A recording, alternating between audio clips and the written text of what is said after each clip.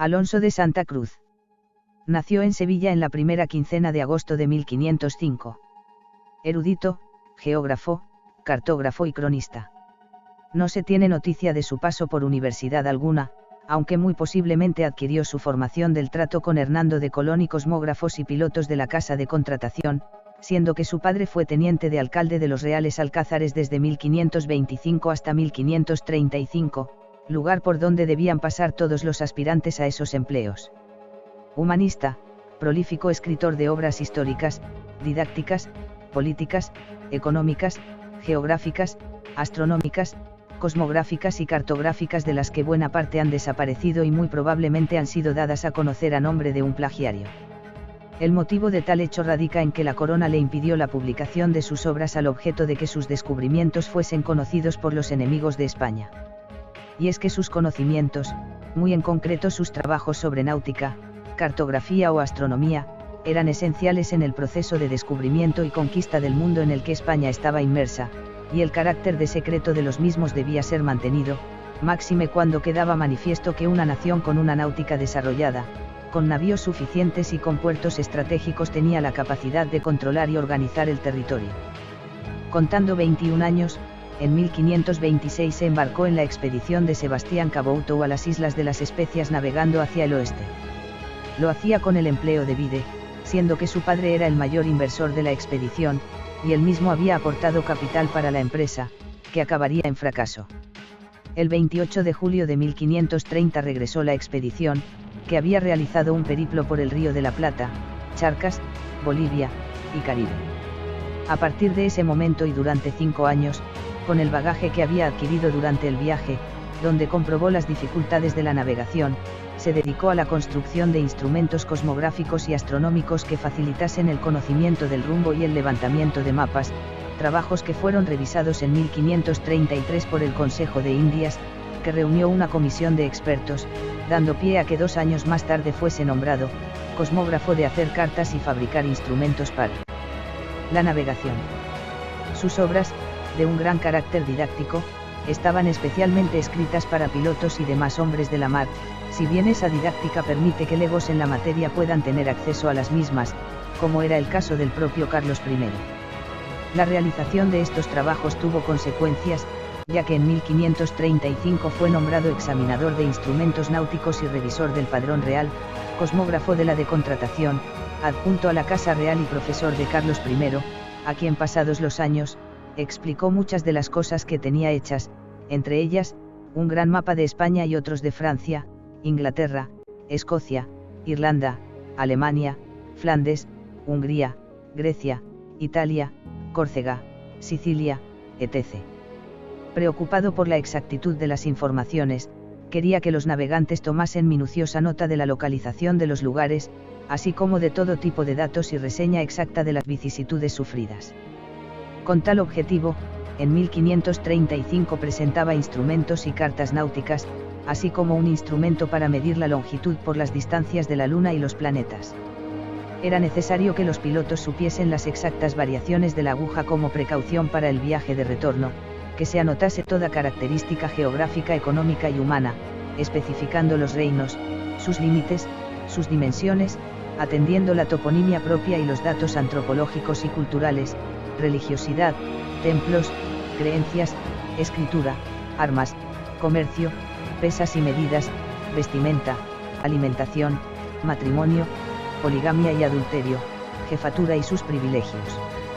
En 1536 perfeccionó el Padrón Real, al tiempo que, conocedor de los errores de la cartografía, inventaba un aparato para calcular la longitud por las desviaciones magnéticas y presentaba una carta de marear con indicación de las desviaciones de la aguja. Realizó planisferios con diferentes proyecciones, con el dibujo de una carta universal, un mapamundi, a la par que escribía la primera redacción del Islario General y presentaba una historia universal. La carta abierta por los meridianos desde la equinocial a los polos fue considerada por Fernández de Navarrete como principio teórico para la construcción de cartas esféricas, sistema cartográfico que fue perfeccionándose. Santa Cruz fue capaz de apreciar el fenómeno de la deformación que sufría la figura de la Tierra al ser trasladada al plano, pero no pudo llegar a una conclusión definitiva sobre la proporción. En 1539 realizó un mapamundi y otro de Gibraltar e inició su libro astronómico real. En 1554 fue llamado a Valladolid para participar en una junta de cosmógrafos y astrónomos para examinar ciertos instrumentos de metal que había propuesto el alemán Pedro Apiano para determinar las longitudes. Fruto de esa junta sería la redacción del libro de las longitudines y manera que hasta ahora se ha tenido de navegar, dirigido al ya rey Felipe II, primer estudio sistemático del problema de la longitud. Proyectó una geografía universal que fuese a la vez, histórica, descriptiva y humana, de la que llegó a completar el Islario y el Memorial sobre descubrimientos en el Nuevo Mundo. Tradujo textos de Aristóteles, redactó obras cosmográficas e históricas, como el Astronómico Real, 1550, escribió la Crónica de los Reyes Católicos en 1542 y los Árboles de los Linajes, 1550-1557, que ofreció a Felipe II, 1550 a 1557, redactó la Crónica del Emperador Carlos V, redactó la Geografía del Perú, presentó astrolabios, cuadrantes y relojes, redactó, y dedicó al príncipe, el abecedario virtuoso, redactó un memorial sobre instrucciones a los descubridores, emitió su parecer sobre la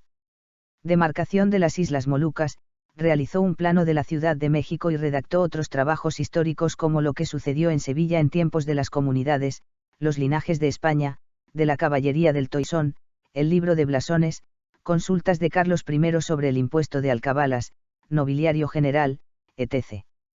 Pero la cultura de Alonso de Santa Cruz abarcaba otros ámbitos, así, planteó reformas judiciales y la creación de juzgados de paz, que en los pueblos principales eligiesen algunos buenos hombres cada año, para que fueren jueces de paz y concordia, porque echasen agua a tanto fuego como es el de los pleitos que queman las almas y vidas y haciendas de las gentes, fomentó la minería, la metalurgia, la navegabilidad de los ríos, la agricultura, fomentando el cultivo del olivo y de la morera. Su influencia posibilitó que los estatutos de la Universidad de Salamanca de 1561 señalasen que en la cátedra de astronomía podía leerse a Copérnico, y en 1594, se declaró obligatorio. La teoría heliocéntrica tuvo en España vigencia, mientras Calvino se dedicaba a atacar a Copérnico por osar colocarse por encima del Espíritu Santo y, en 1551, Caspar Peucer, yerno de Melanchthon y profesor como el de la protestante Universidad de Wittenberg, pidió que se prohibiera sus enseñanzas. Y todo en servicio a la patria. Alonso de Santa Cruz quería algo más absolutamente lícito, licencia para publicar sus libros, pero la seguridad nacional no lo permitía. Sus conocimientos valían mucho dinero, que con gusto hubiese sido pagado por Inglaterra, por Francia, por Suecia. En una carta de 1563, Felipe II se dirige al presidente y demás miembros del Consejo de Indias con estas palabras.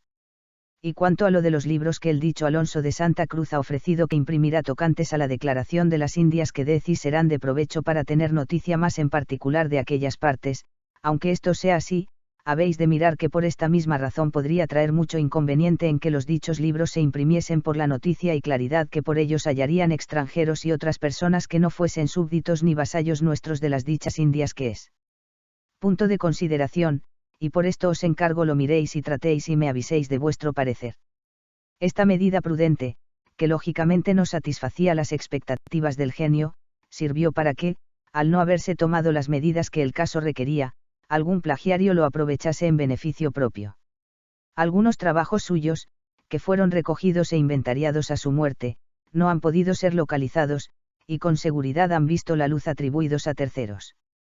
Uno de esos terceros, Juan López de Velasco, publicó como autor las relaciones topográficas o la geografía de las Indias y el Atlas de El Escorial. Otro, Andrés García de Céspedes, se atribuiría Islario General y Astronómico Real. Falleció en Madrid el 9 de noviembre de 1567. Tuvo la suerte de vivir cuando vivió, así no le sucedió lo que 300 años después le sucedió a Isaac Peral. Pero la memoria de tan gran hombre, científico, español, debe ser recuperada. Cesáreo Jarabo.